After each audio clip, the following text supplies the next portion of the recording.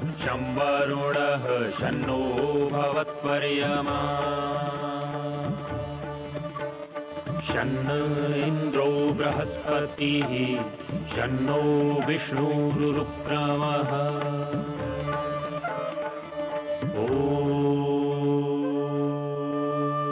शांति शांति शांति।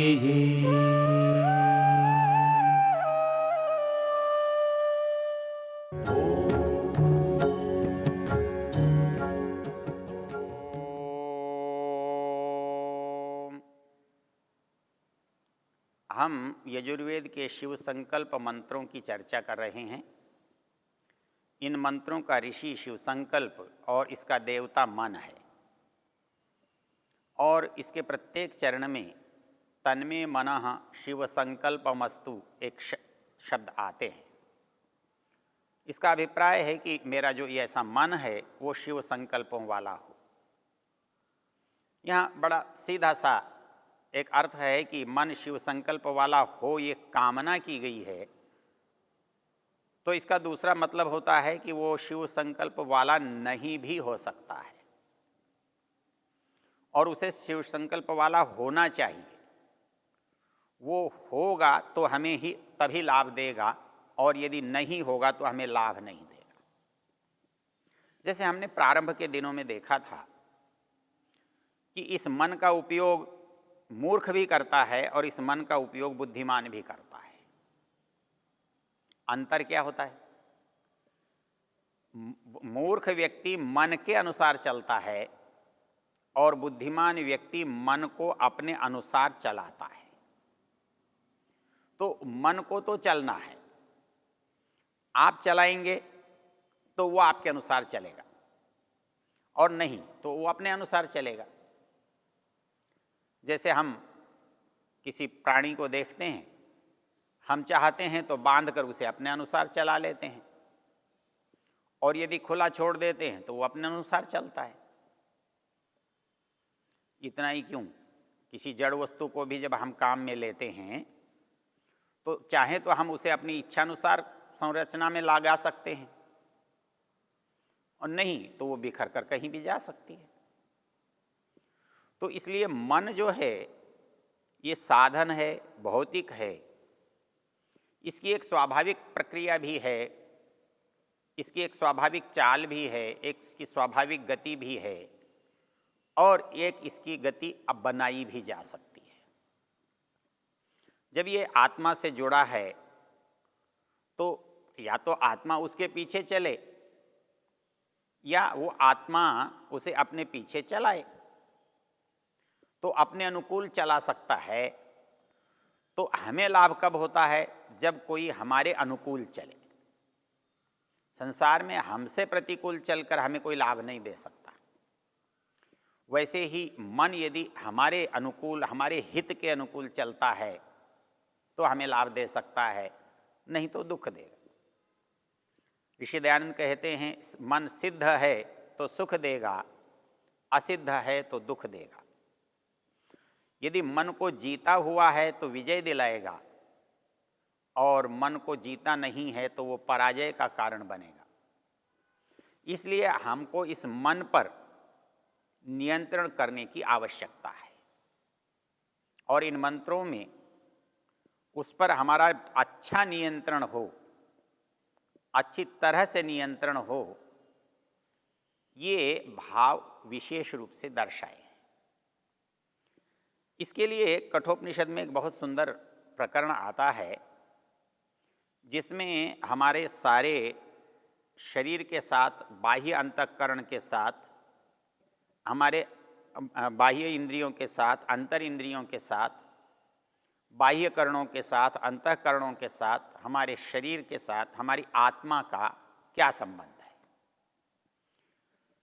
प्राय वो पंक्ति हमको याद भी होती है, हमने बहुत बार सुनी भी है, मंचों से बहुत बार दोहराई जाती है।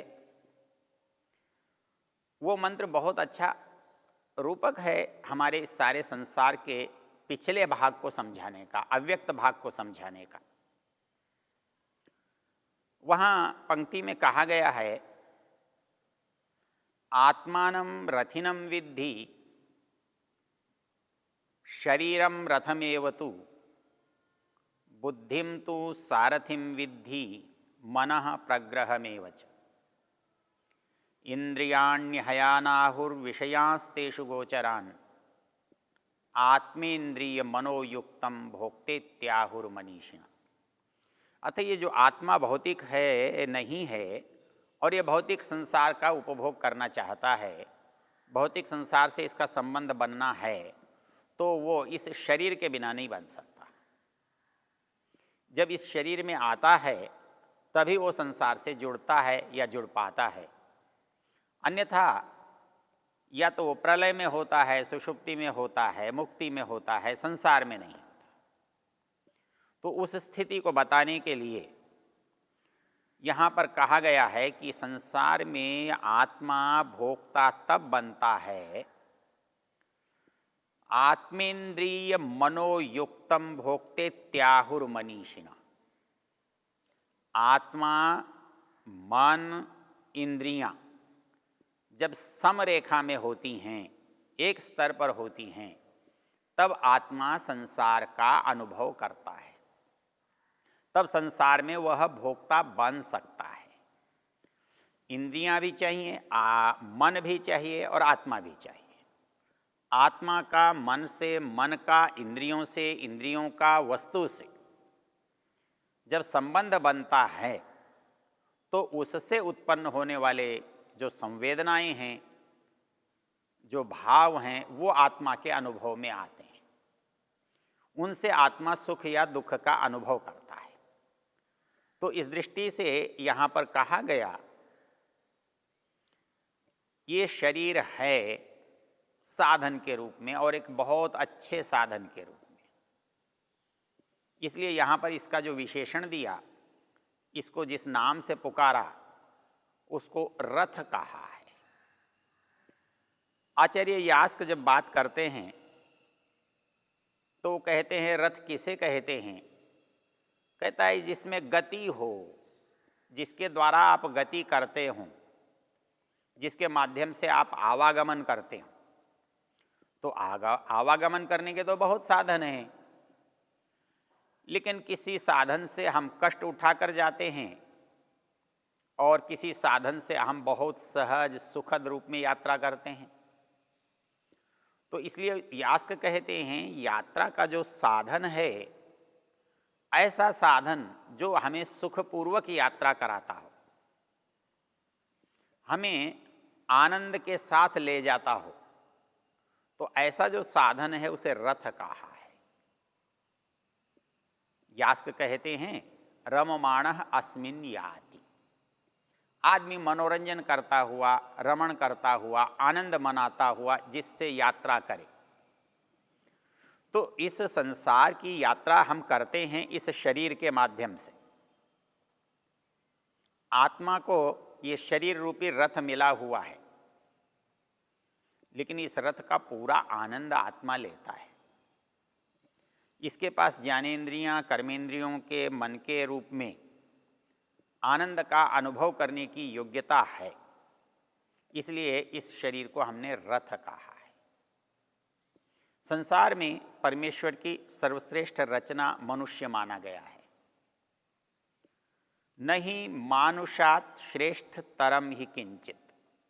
महाभारतकार कहते हैं इस संसार में मनुष्य से बढ़कर, मनुष्य से अच्छा कुछ भी नहीं है। तो इसलिए इस यात्रा का जो साधन शरीर हमें मिला है, इसे उपनिषदकार रथ कहता है। तो कहते हैं कि ये रथ तो शरीर है, लेकिन शरीर तो साधन हुआ, वस्तु हुई। ये किसी के अधिकार में होना चाहिए, ये किसी के लिए होना चाहिए, इसका कोई स्वामी होना चाहिए। तब वहाँ पर जो बात कही है वो ये कही गई है कि आत्मानं रथिनं विद्धि।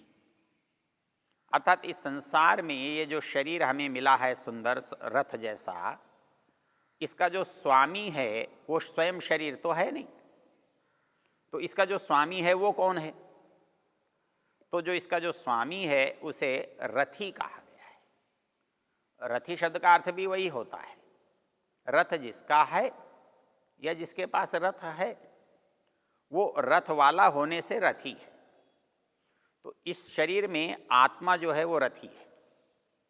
आत्मानं रथिनं विद्धि शरीरम रथमेव तु। अब आत्मा और शरीर का संबंध तो यहाँ बता दिया। अब इसके बाद हमारे पास जो विचारणीय बिंदु है, अर्थात मन की भूमिका आत्मा के साथ क्या है, जैसा इसको हम बार बार देखते आ रहे हैं वैसा ही यहाँ भी है। वो कहते हैं कि आत्मानं रथिनं विद्धि शरीरम रथमेव तु बुद्धिम तु सारथिं विद्धि मनः प्रग्रहमेव च। अब यहाँ पर बताया, जब किसी व्यक्ति के पास सुंदर रथ है तो रथ का एक संचालक होता है, संवाहक होता है, सारथी होता है, जो स्वामी के निर्देश से, स्वामी के आदेश से उचित दिशा में रथ को ले जाता है। तो ये शरीर किसके आदेश निर्देश से चल रहा है? आत्मा किसको समझा रहा है कि कहाँ जाना है? कौन है जो आत्मा के आदेश को लेता है और क्रियान्वित करता है? तो कहा बुद्धिम तु सारथिं विद्धि। अर्थात आप इस शरीर को देखेंगे तो जो निर्णय होता है काम वैसा होता है। मैं बैठा हूँ कोई बात नहीं है, लेकिन मैं उठकर चलने लगता हूँ तो क्यों चलता हूँ? मैं स्थान विशेष पर ही क्यों जाता हूँ? वही काम उसी समय मैं क्यों करता हूँ? क्यों कि मैं ऐसा करना उचित समझता हूँ, ऐसा करना मेरा निर्णय है। तो ये जो मेरी क्षमता है, ये जो मेरा काम है, ये काम मेरी बुद्धि के द्वारा होता है। तो इसलिए यहाँ बुद्धि को इस शरीर में सारथी का स्थान दिया गया।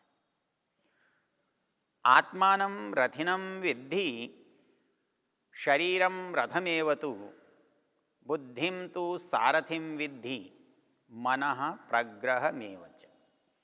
अब शरीर के बाकी साधनों से बुद्धि का संबंध क्या है? बाकी साधनों पर बुद्धि कैसे पकड़ करती है? क्या बीच में कोई और है या सीधे बुद्धि उस पर करती है संबंध? लेकिन बुद्धि का काम तो निर्णय करना है, मैं इस हाथ से ये चीज़ पकड़ूं या नहीं पकड़ूं। सोचता रहता हूं लेकिन नहीं पकड़ूं, ऐसा सोचने का निर्णय होता है, ये बुद्धि का है। पकड़ूं या नहीं पकड़ूं ये बुद्धि का काम नहीं है, तो इसको कौन करेगा?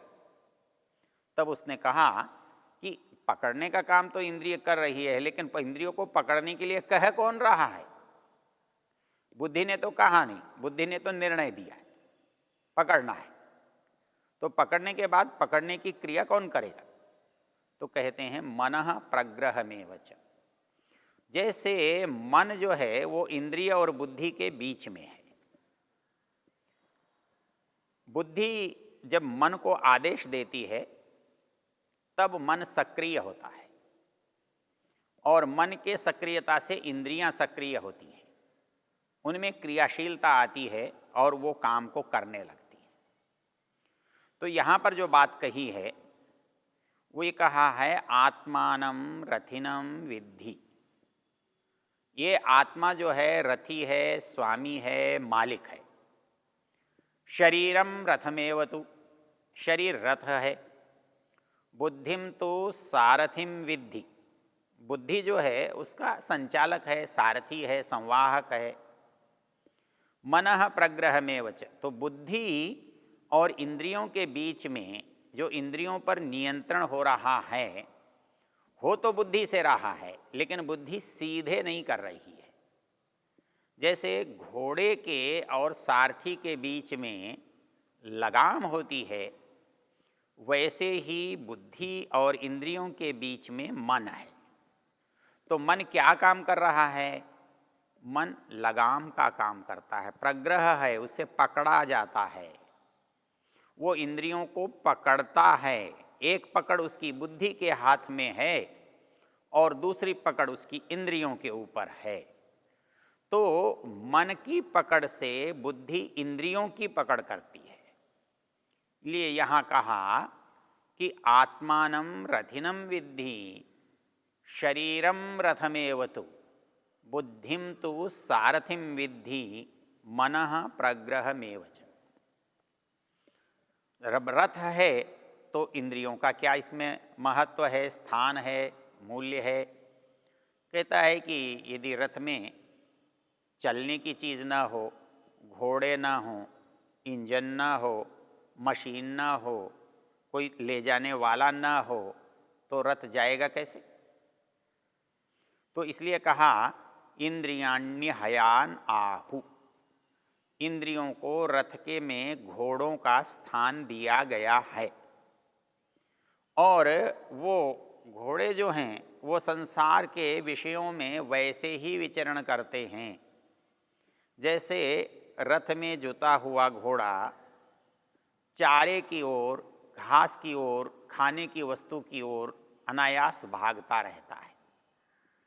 तो उसकी जो स्वाभाविक प्रवृत्ति है वो सांसारिक विषयों की ओर है। तो सांसारिक विषयों की ओर स्वाभाविक दौड़ है, उस दौड़ को रोकेगा कौन? तो उस दौड़ को रोक करके उसको उचित मार्ग पर जो चलाने की बात है वो मन के द्वारा संपन्न होता है। अंतिम कर्ता तो आत्मा है, लेकिन भौतिक कर्ता के रूप में बुद्धि है, साधन के रूप में मन है, नियंत्रित की जाने वाली वस्तु इंद्रिय है, और परिणाम विषयों का मिलना और विषयों का न मिलना, उनसे जुड़ना या उनसे हटना।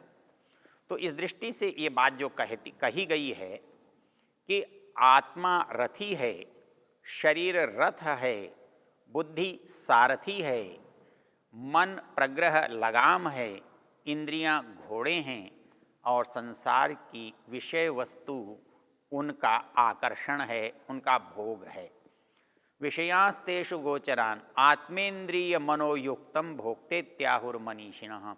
और इस तरह से रथ वाला इस रथ का लाभ कब उठा सकता है?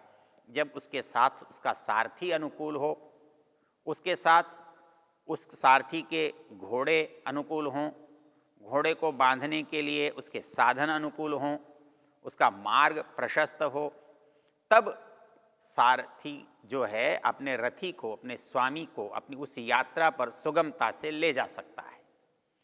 तो इसलिए यहाँ पर कहा कि जैसे अच्छे नियंत्रित घोड़े हमें श्रेष्ठ मार्ग पर ले जाते हैं, सारथी के द्वारा ले जाए जाते हैं, वैसे ही नियंत्रित इंद्रियां मन के द्वारा उस दिशा में ले जाई जाती हैं जहाँ बुद्धि निर्देश करती है और आत्मा उसको आदेश देता है।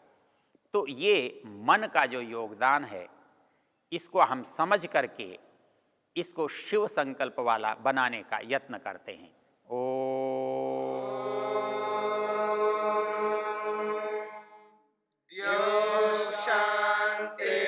शांतिरंतरिक्षं शांतिर्पृथिवी शांतिरापः शांतिरोषधयः शांतिः वनस्पतयः शांतिर्विश्वे देवा शांतिर्ब्रह्म शांति सर्वं शांति शांतिरेव शांति क्षमा शांतिरेधि।